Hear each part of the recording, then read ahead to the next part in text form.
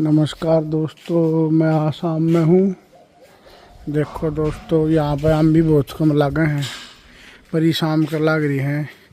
इस शाम का बार बार धन्यवाद।